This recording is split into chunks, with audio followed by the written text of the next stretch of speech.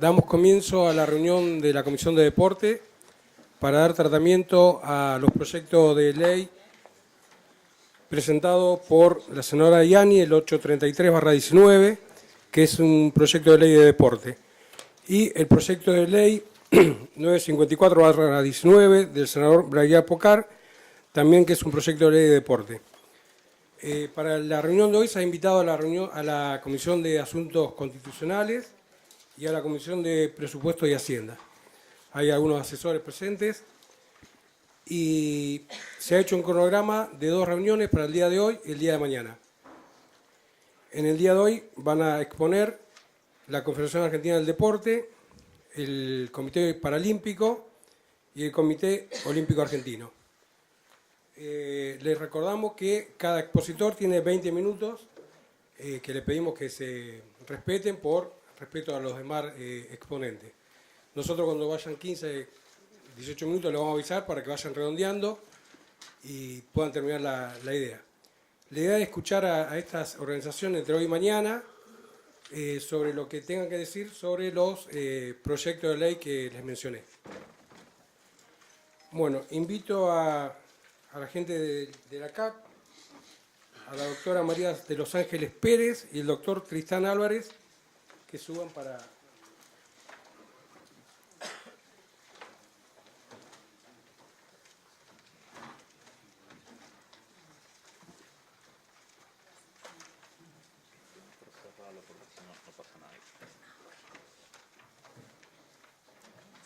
Bueno, cuando quieran comenzar.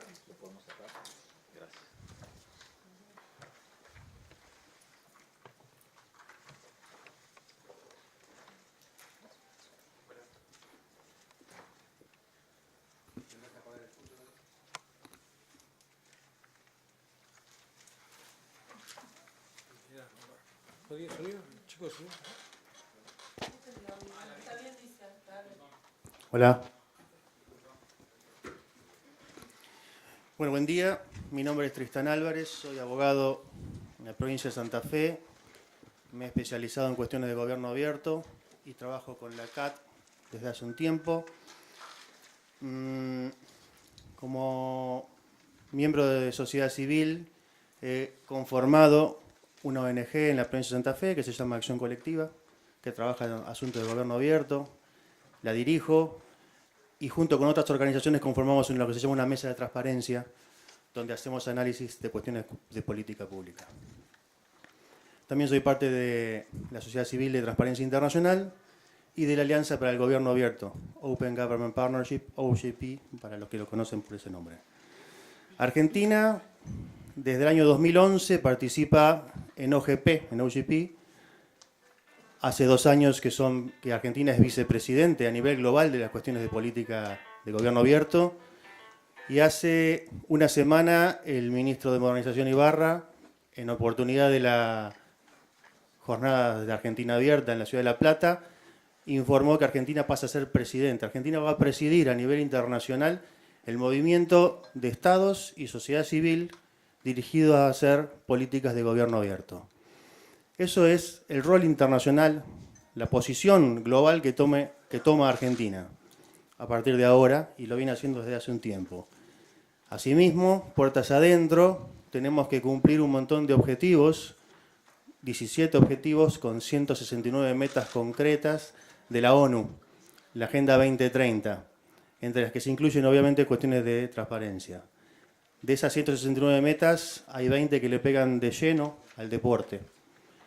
Como ejemplo, les menciono el Objetivo de Desarrollo Sustentable, el ODS número 10, sobre reducción de desigualdades, el número 16, sobre paz, justicia e instituciones sólidas, y destaco el tema de instituciones sólidas porque a eso voy a ir, y el 17, las alianzas para conseguir objetivos.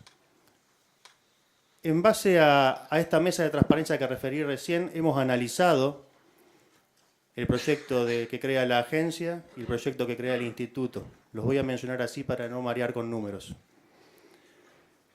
Es llamativo y la verdad nos ha sorprendido el proyecto de la agencia porque deriva de un DNU firmado por el Poder Ejecutivo Nacional, que es justamente el mismo poder que asume ese rol internacional. Es decir, está yendo en reversa a lo que de modo internacional estamos haciendo con este proyecto de ley.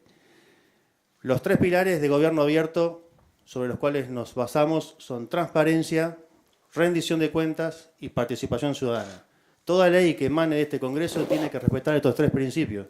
Tiene que ser transparente, tienen que ser instituciones sólidas, transparentes, con un mecanismo y un protocolo de rendición de cuentas, y también propender a la participación ciudadana en primera instancia, para conseguir después la colaboración ciudadana y terminar co-creando políticas públicas. O sea, lo de la participación ciudadana es el primer escalón. El proyecto de la agencia es alarmante que esté dirigido o tienda o se proyecte que esté dirigido por una sola persona, un director y un vicedirector designados por una misma persona, que es el Poder Ejecutivo. No hay un mecanismo, un protocolo establecido en su Constitución para la toma de decisiones, contrariamente al proyecto del Instituto, donde hay un directorio, donde están conformados por varios estamentos. Eso es transparencia. Que esté gente del Poder Ejecutivo, que una bicameral del Congreso designe también sus integrantes, que el Consejo Federal del Deporte, o sea, los secretarios de deporte de las provincias también tengan un representante ahí adentro. Eso es transparencia. Yo sumo desde sociedad civil la necesidad de incluir en ese directorio a la misma sociedad civil organizada. En nuestra opinión, desde la Mesa de Transparencia, sostenemos que también en ese directorio tiene que estar un representante de cada entidad madre del deporte nacional. Un representante del Comité Olímpico Argentino, un representante del Comité Paralímpico Argentino y un representante de la Confederación Argentina del Deporte, porque son las 3 entidades madres que nuclean el deporte olímpico, paralímpico y federado. Esos son dos, es un argumento aparte que no está tampoco en el proyecto del Instituto, en nuestro juicio debería incluirse. También, en cuestiones de rendición de cuentas, el proyecto de la agencia no prevé un control interno ni control externo. No, lo opuesto es el proyecto del Instituto, donde va a estar auditado por la Auditoría General de la Nación. Y acá también me quiero detener y hacer un punto aparte respecto a una cuestión aberrante que existe en gobierno abierto, que es cuando el Estado hace una apariencia de transparencia, una apariencia de rendición de cuentas. De eso tenemos que cuidarnos. La sociedad civil tiene que cuidarse de la apariencia de gobierno abierto. No alcanza la designación de un síndico. Incluir en el proyecto de la agencia un síndico no alcanza. Lo que hay que hacer es crear una política que en su misma conformación conlleve la rendición de cuentas, que sea auditable. Los argumentos expuestos por el DNU y después se llegó al proyecto de la agencia refieren a que es necesidad para la constitución de esta agencia la racionalidad en el uso de los fondos públicos, de los recursos, y la agilidad de la toma de decisiones. Es decir, resuelven con la designación de un solo director estos 2 elementos. La agilidad en la toma de decisiones hoy por hoy, como decía hace unos días, está dado por la tecnología. Hace una semana, como comenté, en la jornada de Argentina Abierta, estaba presente gente de todos los ministerios del Poder Ejecutivo, había gente del Congreso, legisladores nacionales, periodistas, sociedad civil, gente de cuestiones informáticas, y ahí se estableció un primer escalón para la utilización de la innovación tecnológica en cuestiones de gobierno abierto. Y hay elementos que permiten y que son muy eficaces, mucho más eficaces que esta agencia en la cuestión de agilidad en la toma de decisiones. En donde menciono uno que es el blockchain, que lo tienen que tener conocido porque de ahí es la base de la criptomoneda, pero eso es una de las cuestiones del blockchain, la cadena de bloques, donde es como un escribano que va certificando pasos, actos, documentos, donde todo es inviolable, todo es auditable, hay una trazabilidad del dato de principio a fin, donde ahí estamos hablando de participación ciudadana, ahí estamos hablando de rendición de cuentas. Que el presidente de una institución, de una federación, de alguna disciplina en el norte del país, dicte un documento, lo sube al blockchain y inmediatamente lo conocen en todo el país. Y en el mismo momento uno de Tierra del Fuego puede quejarse, puede oponerse, puede controvertir la cuestión. Y todos en el país vamos siguiendo ese tema y vamos trazando, vamos sabiendo quién es el que opina, qué es lo que opina, Y así se hacen políticas públicas. Eso es transparencia. Todos sabemos qué es lo que está sucediendo. Eso es rendición de cuentas porque sabemos qué hizo cada uno. Y eso es participación ciudadana. Ni hablar del tema de la asignación universal por hijo, donde es un tema controvertido en la actualidad en la materia de deporte. Y con esta utilización de la innovación tecnológica podemos incluso hasta anonimizar datos, podemos proteger datos sensibles y de ese modo tener también una rendición de cuentas automática de lo que significa la UH. En síntesis, y para permitirle a María exponer, desde sociedad civil vemos alarmados el proyecto de la agencia, pero que se contrapone con la posición argentina a nivel global y el camino que el señor presidente está tomando en cuestiones de transparencia, rendición de cuentas y participación ciudadana, y apoyamos el proyecto del instituto, con la variación de que en el directorio creemos que tiene que estar la sociedad civil organizada, y bueno, así, esa es la posición de sociedad civil. Bueno, en principio, muchísimas gracias por habernos convocado de la Confederación Argentina de Deportes. La verdad que para nosotros es una instancia muy importante como autoridad superior del deporte, por más que hoy se nos haya, por la vigencia de un DNU, se nos haya negado ese carácter, pero bueno, en la realidad obviamente que lo somos. Para defender este proyecto que crea el Instituto Federal del Deporte, obviamente que considerábamos necesario, en principio, hacer una especie de reseña histórica de lo que ha pasado en el deporte estos últimos 3 años, o 3 años y medio ya. Nos encontramos que en octubre del 2015, para ubicarnos, en octubre de 2015 salieron 2 leyes importantes para la comunidad deportiva, que fue la Ley 27.202 y la Ley 27.201. Estas 2 leyes cambiaron un paradigma en el deporte y tuvo la adhesión no solamente de la dirigencia, sino y fundamentalmente de los dirigentes, de los deportistas. Bueno, estas leyes se reglamentaron, las reglamentó el gobierno de la presidenta Kirchner y su estructura y su funcionamiento recién iba a ser puesta, digamos, en escena durante esta gestión que estamos transitando actualmente.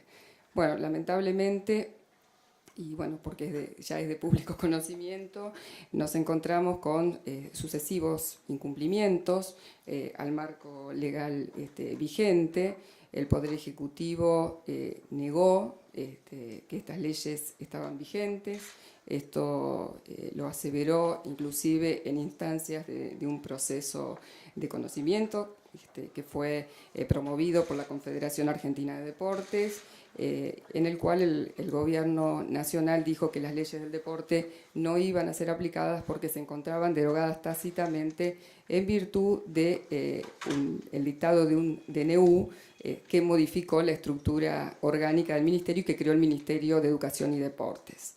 Bueno, esta situación, digamos, que se dio en el 2016, luego fue abonada, podemos decirlo así, por la vigencia del decreto 513 del 2017, en el cual pasamos de una instancia en 2016, para hacerlo esquemático, del Ministerio de Educación y Deportes, pasamos a una Secretaría de Deportes, donde quedaba Educación, ya dejaba de ser parte de una alianza con Deportes y quedaba en un Ministerio de Educación, y Deportes, propiamente dicho, pasaba a la Secretaría General de la Presidencia. En el transitar siguió negándose, pero ocurrieron algunos hechos que nosotros le podemos considerar como un incumplimiento errante por parte del Poder Ejecutivo, en cuanto a la vez que decían que habían sido derogadas tácitamente las leyes del deporte, por otro lado, el jefe de gabinete, Marcos Peña, en una rendición anual que se hace ante el Congreso de la Nación, decía que las leyes iban a ser reglamentadas, incluyendo la Ley de Clubes de Barrio y de Pueblo, la 27098. Bueno, la realidad nos demostró que no era cierto, lamentablemente. Nos quedamos esperando las reglamentaciones, nos quedamos esperando que se cumplan esas leyes y bueno, hoy estamos a instancias, ¿no es cierto?, de un decreto 92/19 que echa por tierra el tema de la vigencia de las leyes. Ya las leyes quedó demostrado que el Estado no es que habían sido derogadas tácitamente, sino que estaban vigentes, y el 92/19 es una confesión expresa de ello. Bueno, la verdad que la situación del deporte empezó a caer en una degradación institucional muy importante. Obviamente que, como toda degradación institucional, va de la mano, en muchos casos, y este es el caso específico, de una degradación presupuestaria.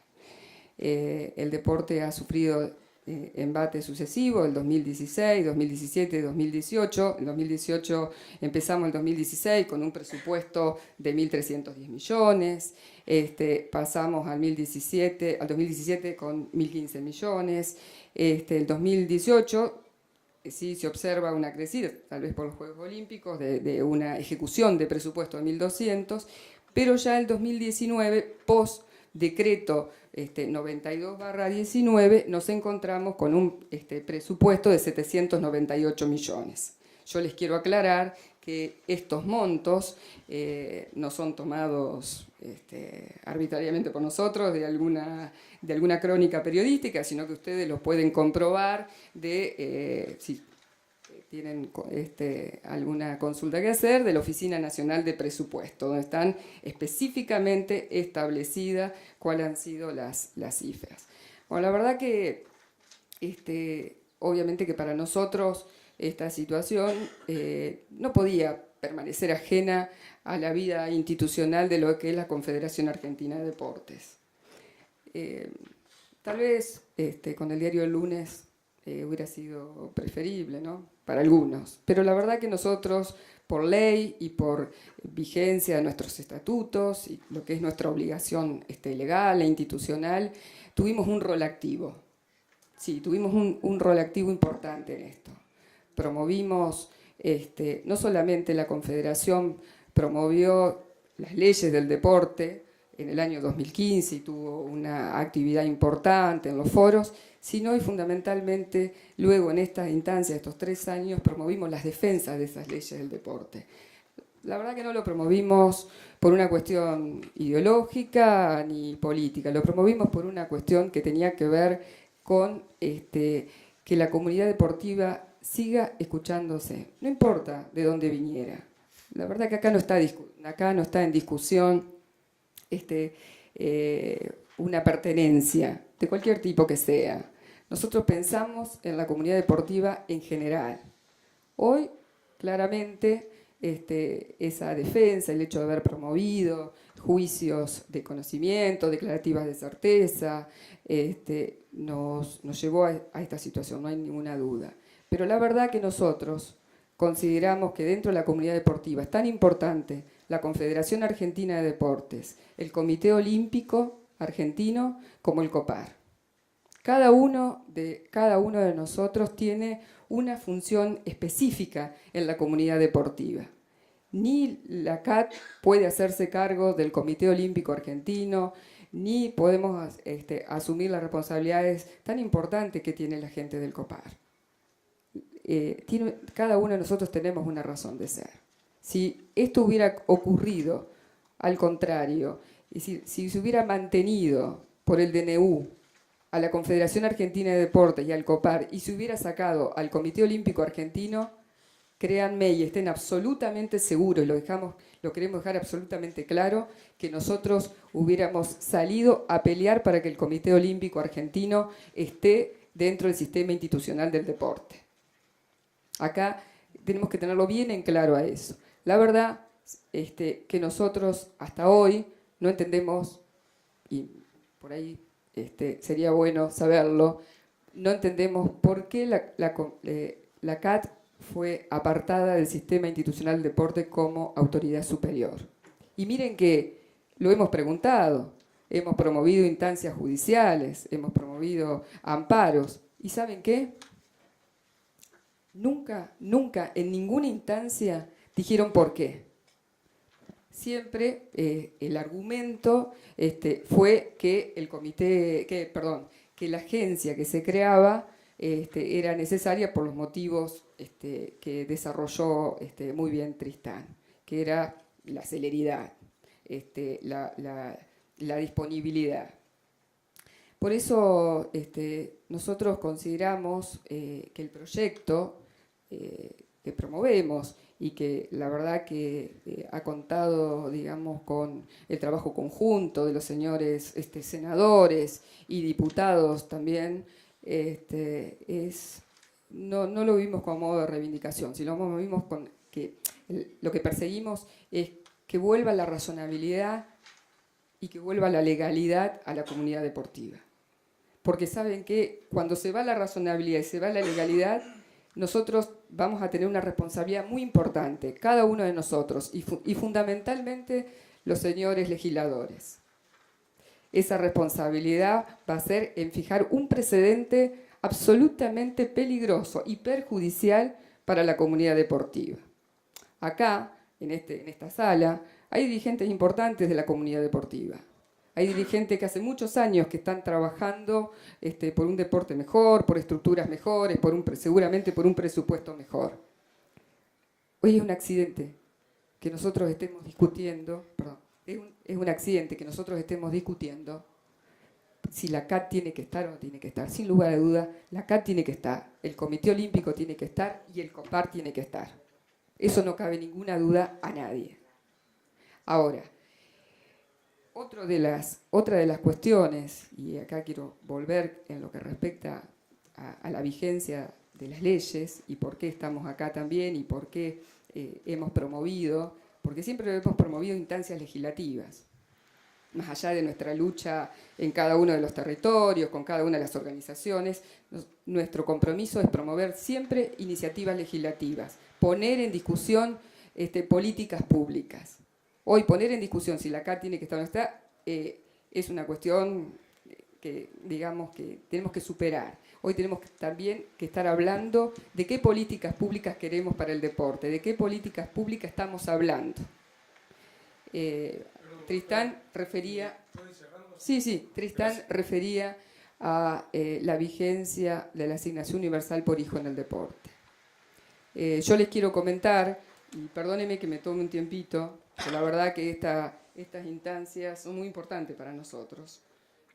Yo le quiero comunicar que en el caso de la asignación universal por hijo en el deporte es uno de los incumplimientos más graves que ha tenido el Estado argentino. Y cuando hablo del Estado argentino, englobo a todos los sectores. Porque ha dejado a más de 3 millones de niños, niñas y adolescentes sin un beneficio, sin un estímulo que, por suerte, la justicia ha determinado que es legal y que todo lo actuado por el Ente Nacional de Desarrollo Deportivo es legal. Yo acá tengo en mi poder, para que ustedes lo puedan ver, los asesores que quieran o estén interesados, un fallo de la justicia, avalado por ya hay un fallo de Cámara, de la Cámara Federal de Comodoro Rivadavia, donde ordena al ANSES a reglamentarizar las instancias administrativas para que este derecho se reconozca. Por lo tanto, para que este derecho se haga efectivo, por lo tanto, toda legislación que vaya en contra de esto va a ser una legislación, sin lugar a duda, tachada de regresiva. Hoy tenemos una instancia, un derecho reconocido por la justicia, por lo tanto, tengámoslo en cuenta al momento de legislar. Yo simplemente, nosotros desde la Confederación queremos dejar unas últimas palabras. Nos parece que en defensa del proyecto, sin lugar a duda, ha promovido, acá están los asesores también de la diputada Yani, queremos hacernos eco de unas palabras en defensa, como justificativo de nuestro proyecto. Dice: Sentado ello, importa enfatizar que el derecho al deporte no es un derecho teórico, sino uno que debe ser examinado en estrecho contacto con los problemas que emergen de la realidad social, para lograr así delinear su genuino perfil. En virtud de ello es que las políticas vinculadas al deporte no pueden elaborarse de manera aislada, deben formularse conjuntamente con las políticas relativas a la educación, a la salud y a la juventud.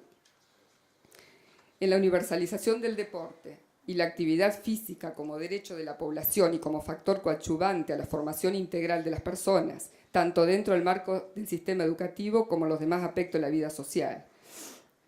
En la utilización del deporte y la actividad física como factores de la salud integral de la población. Se promueve la inclusión y el protagonismo de la mujer. Se vincula el deporte a la actividad física con el sistema educativo. Se concibe el deporte en términos estratégicos bajo la concepción de 3 dimensiones de políticas deportivas: el deporte social, el deporte deportivo y el deporte de representación nacional. El proyecto, referido al Ente Nacional de Desarrollo Deportivo, cuyo objetivo principal es la administración de un fondo económico específico destinado a la infraestructura nacional del deporte y la actividad física, a promocionar los valores de la educación física, el deporte y la actividad y la implementación de condiciones que permitan su acceso por parte de todos los habitantes del país. La asignación universal por hijo en el deporte es un suplemento adicional por cada menor o persona con capacidades restringidas que se encuentran comprendidos entre los 6 y 16 años de edad y que se encuentran a cargo de los titulares del derecho que perciban la asignación universal por hijo para protección social. De esta forma, todos aquellos beneficiarios de la misma podrán realizar actividad deportiva, social o cultural en un club, toda vez que el Estado Nacional asumirá el costo del estímulo deportivo de los mismos. Los proyectos vienen a constituirse en la expresión legislativa de la asunción por parte del Estado Nacional de los mandatos constitucionales precedentemente señalados. Velan por la vigencia real y efectiva de los principios constitucionales y resaltan el aspecto axiológico. Estas palabras fueron pronunciadas por el miembro informante en el Honorable Senado de la Nación el 28 de octubre de 2015, el senador Catalán Magni. Nosotros nos hacemos eco de esas palabras y bueno, le agradezco muchísimo la participación. Bueno, muchas gracias.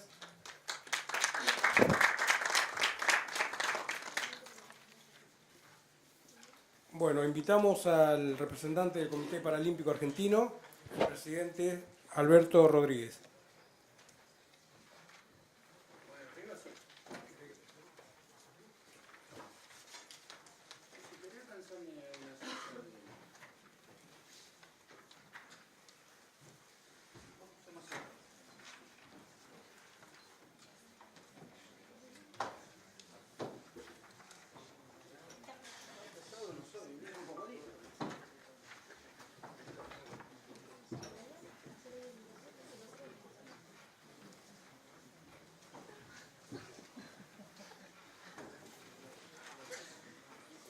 Hola, buenos días a todos. Bueno, en diferencia de lo que se viene planteando sobre las leyes, tengo que hacer un poquito de historia y sobre todo capacitación sobre la discapacidad, sobre las personas con discapacidad. Entonces, voy a contar un poco cómo nació el deporte paralímpico internacional, cómo nació en la Argentina y cómo se desarrolló. Y después cada uno de ustedes van a entender, no sé si llamarlo problemática, ¿no? Porque la magia del deporte me puso acá en este momento, y si miramos un poquito para atrás, 30, 40 años atrás, el Estado estaba del otro lado de la cordillera, ¿no? Entonces para mí es un logro importantísimo de todos los dirigentes anteriores, del Comité Paralímpico, que hoy esté acá con ustedes y están debatiendo una ley. En las dos nos incorpora. No quiero hablar específicamente de una, pero sí contarle un poquito de la historia, hablar un poquito de estadística, de la discapacidad, de la diferencia, de lo que se necesita. Siempre en comparación del deporte convencional, la necesidad es 3-1, ¿no? para el deporte paralímpico. El deporte paralímpico, bueno, Sergio me escucha hace mucho tiempo, nació en 1950 en un hospital de rehabilitación en Néstor Mandeville, en Inglaterra, donde estaban internados todos los combatientes de la Segunda Guerra Mundial y sus secuelas. Entonces el doctor Goodman utilizó la silla de rueda, ¿no?, como medio para el deporte, y a partir de ahí crearon 2 equipos, hicieron una gira por Estados Unidos y en 1960 en Roma se hizo el primer juego paralímpico, que era diferenciado de los Juegos Olímpicos convencionales y donde solamente participaban atletas con discapacidad motora, ¿no? Silla de rueda, amputados, lesionados medulares. En 1900, creo que en el 66, 67, el profesor Héctor Ramírez ingresó a la cátedra que era optativa al Instituto Nacional de Educación Física. A partir de ahí, como era uno de los pocos institutos que había en el país, había muchos estudiantes de todo el país, y eso se replicó por diferentes lugares del país. Se crearon, en principio eran todos clubes de básquet en silla de rueda. En 1969 se hizo el primer Panamericano del movimiento de todas las Américas en Ramsay. También el Pocho Ramírez estuvo ahí presente. En esos tiempos se creó la Federación Internacional de Silla de Rueda, IWAS. También estuvo Argentina presente a través del profesor Héctor Ramírez. En 1988 por primera vez se integraron los Juegos Olímpicos y Paralímpicos, 3 semanas después, como son ahora. También estuvo Argentina en ese proyecto, en esa construcción. En el 2013 se creó el Panamericano en Mar del Plata. El primer presidente fue el fallecido José Luis Campos hace poco tiempo. Y a partir de Río 2007 se empezaron a realizar los Juegos Panamericanos en conjunto con los convencionales, 2 o 3 semanas después, con la misma infraestructura. Y lo mismo con los Juegos ODESUR a partir de Chile 2014, y que en el 2018 lo tenía que realizar Argentina. Y bueno, lamentablemente el ENAR no quiso aportar 32 millones que no salían los Juegos, y bueno, eso nos generó un conflicto internacional que por suerte ya lo tenemos saldado. Y ¿por qué toda esta historia? Argentina desde Roma 1960 en todos los Juegos Paralímpicos que participó trajo medalla para el país. En todos los Juegos Panamericanos, Parapanamericanos, todos Juegos internacionales que Argentina participó. En la construcción del Comité Paralímpico Internacional fue conformada por 4 federaciones. Estoy seguro que la mayoría de ustedes por ahí no conocen cómo está dividido: la Federación de Discapacidad Intelectual, la Federación de Ciegos, la Federación de Parálisis Cerebral y la Federación de Discapacidad Motora, ¿no? Que cada una tiene, por ejemplo, en atletismo hay 20 categorías por prueba en la discapacidad motora. O sea, 100 metros hay 20 categorías, en 200, en 400, así a menor número, mayor discapacidad, y a menor número, menor discapacidad. Así lo van a ver con los ciegos, 11, 12 y 13, en parálisis cerebral, 31, 32, 34 silla de rueda, 35 ya son ambulantes, hasta el 38 que tienen una menor dificultad. La discapacidad intelectual todavía está en discusión a nivel internacional de cómo se va a tomar, porque hay muchos niveles, y hubo conflicto a partir de que España ganó la medalla de oro con un equipo de básquet casi convencional en los Juegos de Sydney. Entonces se sacó todos los deportes de intelectuales y se dejó atletismo y natación con 2 pruebas cada uno. En Argentina el Comité Paralímpico está conformado por estas 4 federaciones madre. FADECIR, que es la que presido, que es la Federación Madre del Deporte Paralímpico, que nació el 31 de mayo de 1969. Tiene atletismo, natación, pesas y esgrima. La Federación de Ciego tiene atletismo, natación, fútbol 5, judo y goalball. La Federación de Parálisis Cerebral tiene atletismo, natación, bocha, que es un deporte específicamente paralímpico, y me olvidé. Y muchas federaciones se fueron desprendiendo de FADECIR. O sea, hoy existe la Federación de Básquet en Silla de Rueda, la Federación de Aquarugby, la federación, bueno, el ciclismo es un desprendimiento de la Federación de Convencional, que ya le voy a explicar cómo funciona. La Federación de Tenis de Mesa, que en tenis de mesa participan 3 patologías: motores, parálisis cerebral e intelectuales. Y la Federación y la Asociación de Tenis, que es solo para silla de rueda. Después están los deportes de extensión, que son con los deportes olímpicos convencionales, el triatlón, el remo, el canotaje, esquí, ecuestre.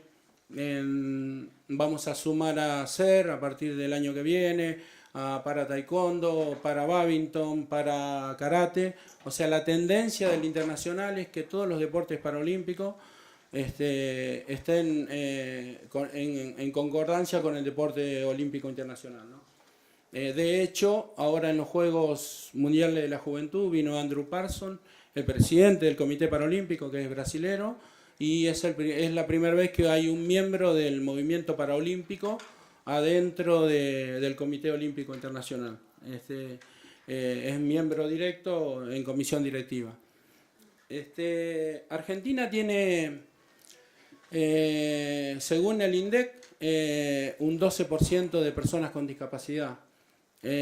Según los que estamos en la calle, que conocemos, yo por ahí no hablé mucho, yo nací en la isla del Tigre, a 3 horas del puerto, tuve poliomielitis, tuve la última epidemia del año 62, no sé si se acuerdan que hubo 3 epidemias muy grandes. Bueno, vivía una familia croata muy cerca, como era el contagio era de adultos a niños, bueno, me tocó.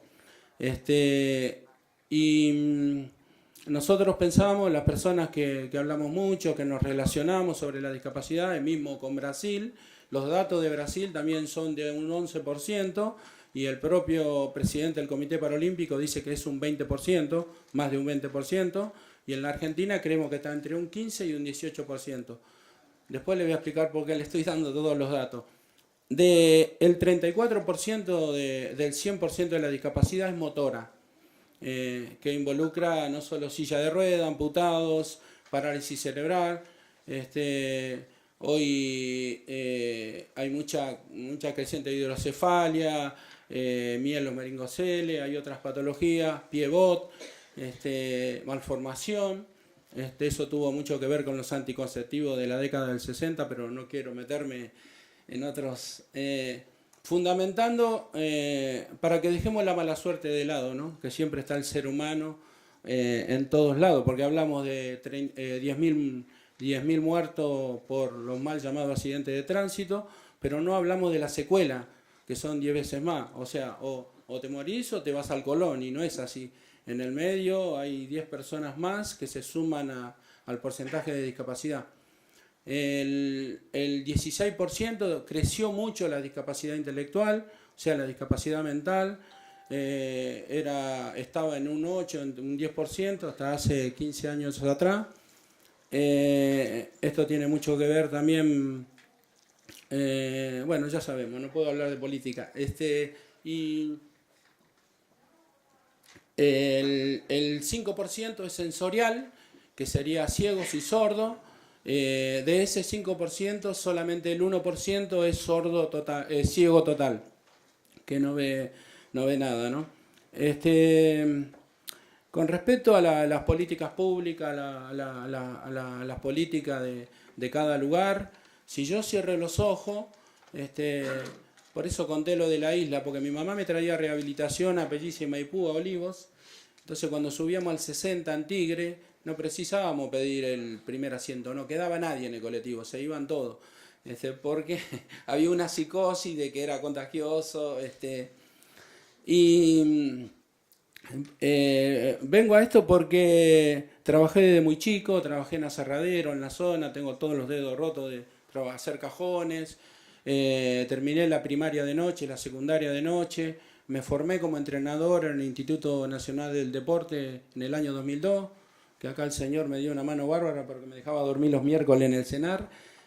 Competí 25 años, mi especialidad era maratón, y empecé a trabajar rápidamente en el seleccionado con discapacidad motora, y hace poco tiempo entré como dirigente porque, bueno, miraron para todos lados, no había nadie, bueno, vení vos. Así que sigo trabajando como entrenador, tengo el seleccionado a cargo, sé que un dirigente no debe hacer eso, pero después van a entender por qué tengo que estar ahí hasta que podamos formar entrenadores. Y por qué el deporte paralímpico es diferente y siempre la necesidad es 3-1, ¿no?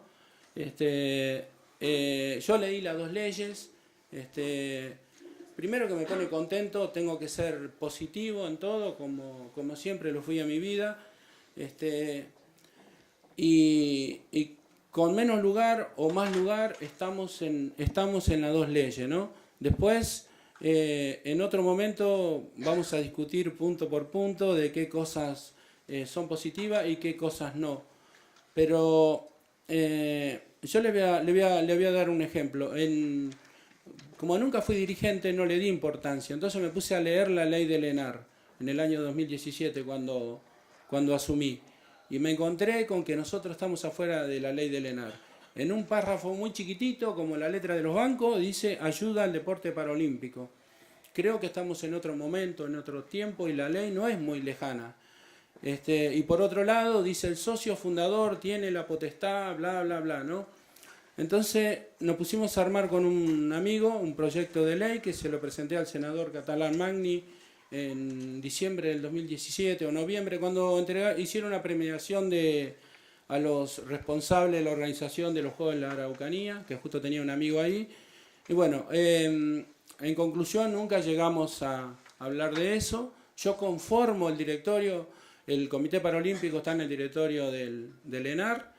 También lo planteé, en la tercera oportunidad se estuvo en la minuta y lo charlamos, pero una de las personas me dijo, mira, el 14% le estamos dando de beca, de viajes, de becas para entrenadores, bla, bla, bla.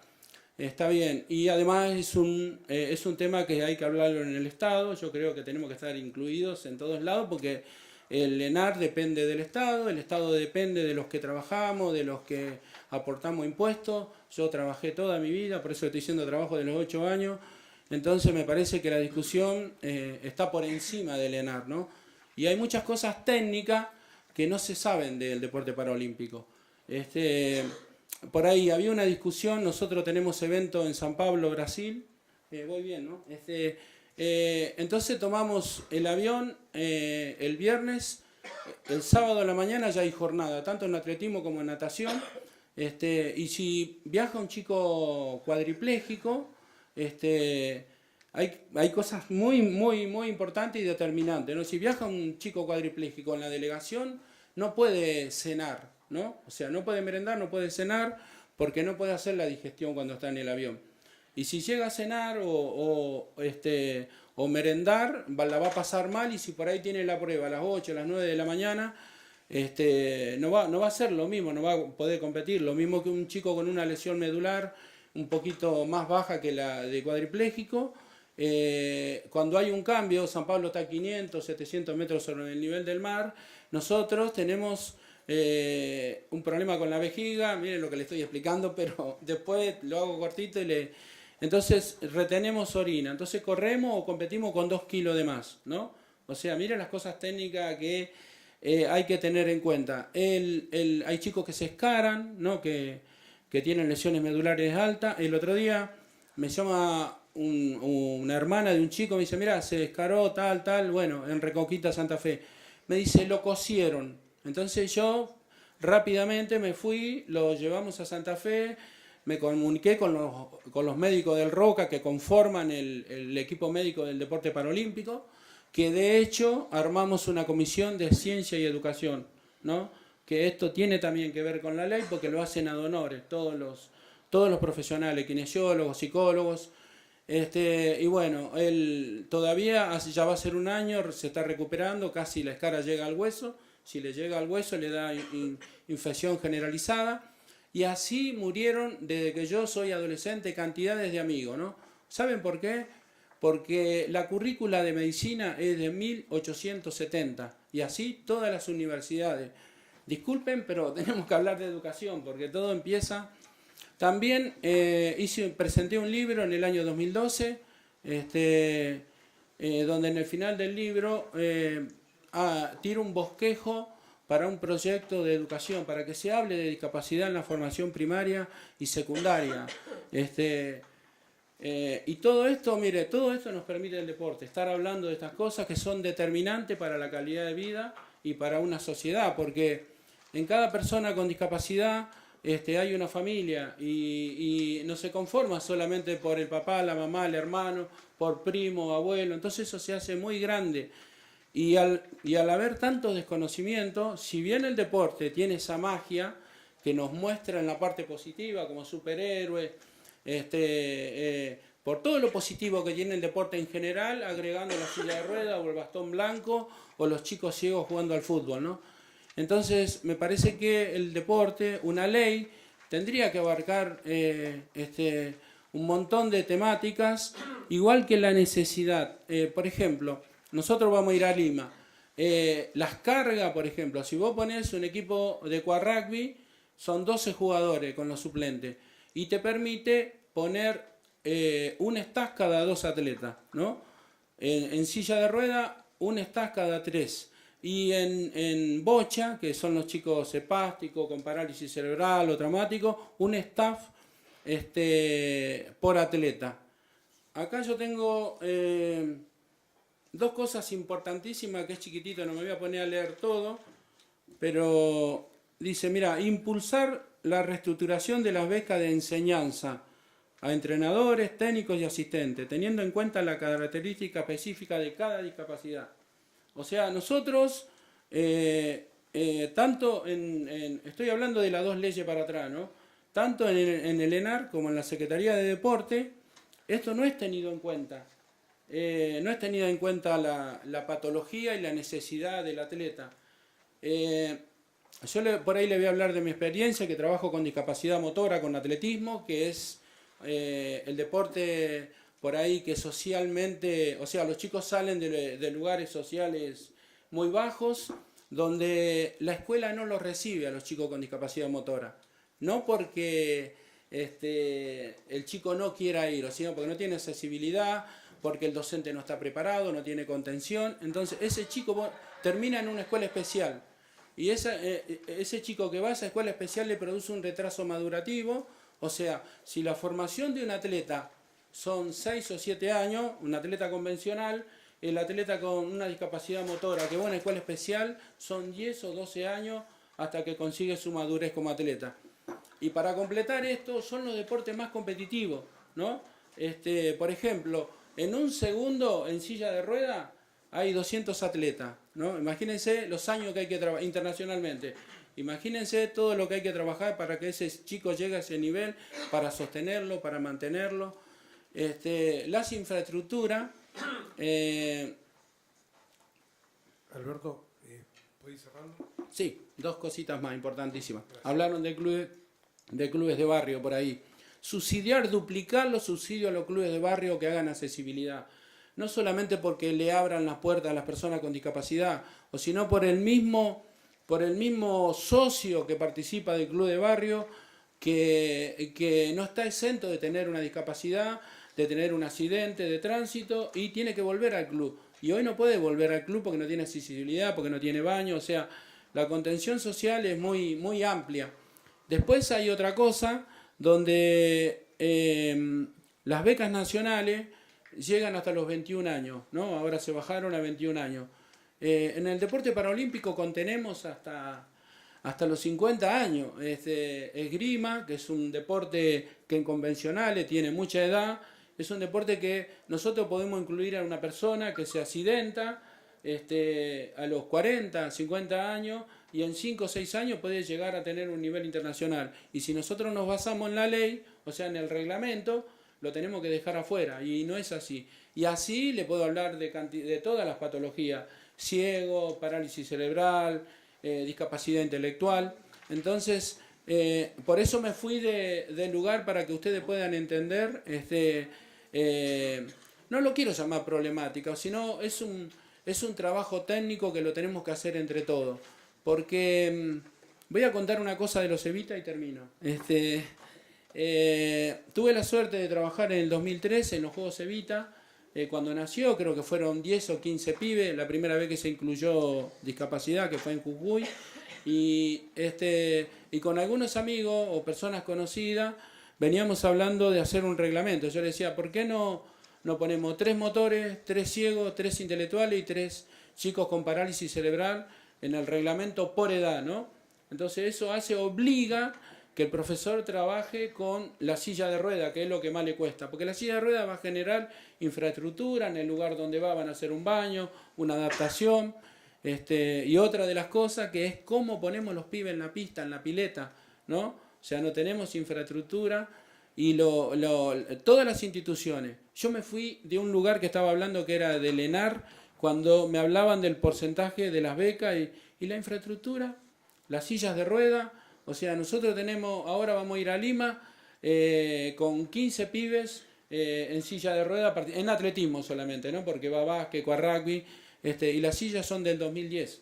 Y tenemos que actualizarla. Es un tema no estoy llorando del resultado porque nos va a ir muy bien y Argentina va a recuperar el 5º lugar que tenía y retrocedió al 7º en Toronto. Trabajamos muy bien con atletismo, natación, con judo, con todos los deportes paraolímpico para que Argentina tenga una buena participación en Lima. Había una cosa importantísima que le quería decir, redondeando esto de los Juegos Evita.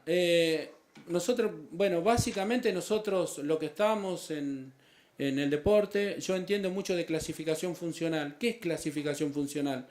Es la categoría que se le da por la discapacidad, ¿no? O sea, tenés una lesión alta, sos una categoría, lesión baja, amputado, así hay 20 categorías.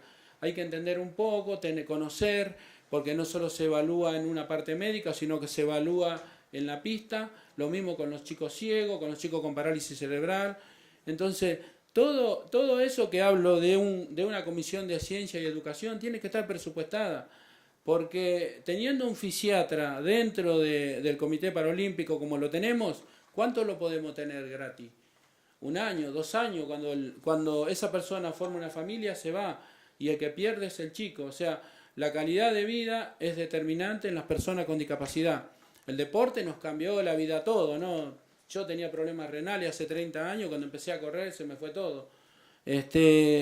Pero hoy, por ejemplo, tenemos casi 2.000 atletas paralímpicos entre todas las instituciones, porque cada federación tiene 30, 40 instituciones y se compite a nivel interno, a nivel nacional. Y calculo que en los Juegos Evita más o menos participan unos 30.000 pibes en todas las etapas, municipales, regionales y nacionales. Y nosotros tenemos algo diferente del deporte convencional. Nosotros, de esas instituciones que le hablo que compiten entre sí, el 80% de los atletas, o sea, la proyección de los atletas salen de los Juegos Evita. ¿Y sabe qué es lo que seleccionamos los técnicos? Actitud. El pibe no tiene silla, o sea, por ahí hay lugares que no hay pileta, no tiene infraestructura, no podemos hacer paraciclismo. Hay un montón de deportes, no hay esgrima, esgrima, que ahora estamos articulando de trabajar juntos. Entonces hay un montón de necesidades dentro de la ley que la tenemos que pensar entre todos. Y nosotros lo que pedíamos es tener una ley paraolímpica, ¿no?, que se base en el porcentaje, ¿me das 2 minutitos? Que se base en el porcentaje de discapacidad.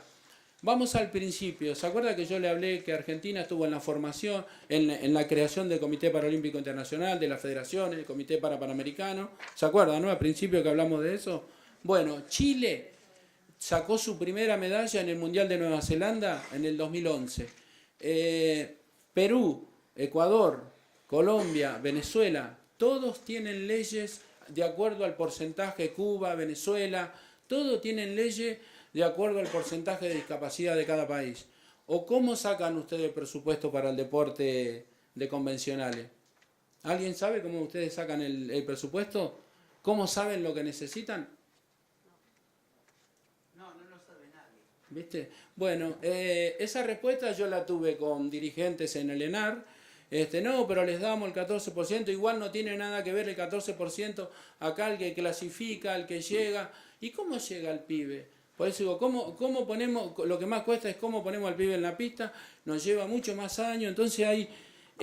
podía leer, escribí un montón de Alberto, cosas acá. Sí, te agradezco. listo. Porque si no atrasa todo. Muchísimas gracias y Muchas disculpen, gracias.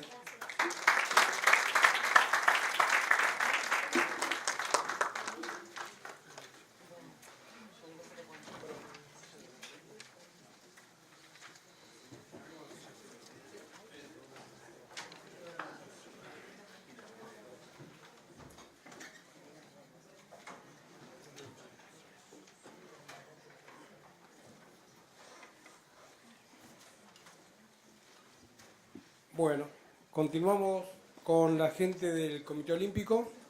Está el licenciado Víctor Grupier y el señor Carlos de Mare, que es el tesorero del Comité Olímpico.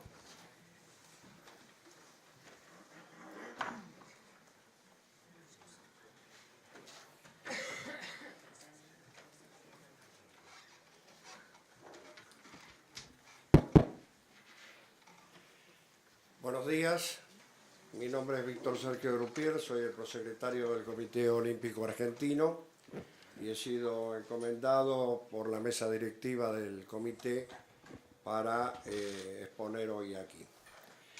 El Comité Olímpico Argentino ha recibido estos proyectos de ley el viernes pasado. Por lo tanto, a la fecha no ha habido tiempo para examinarlo.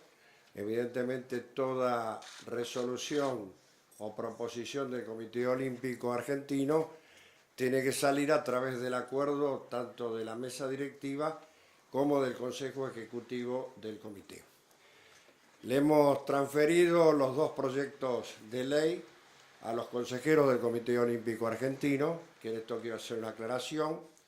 El Comité Olímpico Argentino nuclea no solamente las federaciones que integran el programa de los Juegos Olímpicos, sino también las federaciones reconocidas. O sea, todas las federaciones que están dentro del ámbito del deporte están en el Comité Olímpico Argentino. Y en esto vamos a aclarar qué es un deporte o qué es una entidad que tiene una federación internacional por la cual está reconocido. Hay 3 organismos en el mundo que dicen que algo es un deporte. Y esto es el Comité Olímpico Internacional, la Asociación Global de Federaciones Deportivas Internacionales y el Consejo de la Educación Física y del Deporte de la UNESCO. Estos tres entidades son las que deciden que algo es un deporte. Puede ser una destreza, puede ser un arte marcial, por ejemplo, pero no puede ser un deporte. Estas 3 entidades son las que definen quién es un deporte. Entonces, en función de esto, nosotros le hemos remitido a nuestros consejeros. Esta tarde tenemos una reunión del Consejo Ejecutivo del Comité Olímpico Argentino para emitir oficialmente una opinión de lo que el Comité Olímpico Argentino tiene sobre estos 2 proyectos de ley que han sido presentados. Aquí hay una cuestión que nosotros queremos aclarar y queremos dejar perfectamente establecido. Nosotros no solamente esto lo van a ver y a estudiar los consejeros, sino también la Comisión de Atletas del Comité Olímpico Argentino. O sea, le hemos transferido a los atletas, que son los directos beneficiarios de la ley, para que ellos también opinen. Pero en esto tenemos una preocupación. Hay una resolución de la Comisión Bicameral que ha propuesto o resuelve la invalidez del DNU 92/19. Y esto es un tema que realmente a nosotros nos preocupa, porque en caso de quedar la invalidez del decreto, se quedaría el deporte sin sustento jurídico. Por lo tanto, vendría retrotraído y nuestros atletas no podrían cobrar las becas, las federaciones no tendrían los apoyos económicos, porque no hay elemento, o sea, organismo que tome esta responsabilidad hasta tanto haya una legislación que ponga cuál es la entidad que se va a hacer cargo de esto. Estamos a 70 días de los 18º Juegos Deportivos Panamericanos en Lima y hay una incertidumbre que evidentemente los atletas nos están manifestando respecto de esta cuestión. Por otro lado, los proyectos de ley, tanto presentados por ambos senadores y también hay un proyecto en la Cámara de Diputados, nosotros hay una cuestión fundamental. Se habla de modificación de la ley 2655. Y señores, no es modificación, es una nueva ley. No tiene nada que ver con la 2655. Ningún proyecto de ley ni tampoco la 27.202. No hablemos más de modificación. Es una nueva ley. No tiene absolutamente nada que ver. Un texto con lo anterior. Entonces, son cuestiones que nosotros queremos dejar perfectamente claras y perfectamente nuestra posición. O sea, reitero, vamos a emitir la opinión oficial del Comité Olímpico Argentino una vez que tanto nuestros consejeros como los atletas se expidan sobre eso. ¿Te parece? Muchas gracias. Nada más. Bueno, le agradecemos a los expositores y a los asesores presentes y mañana continuamos con las próximas reuniones a partir de las 10 de la mañana en el mismo lugar. Muchas gracias.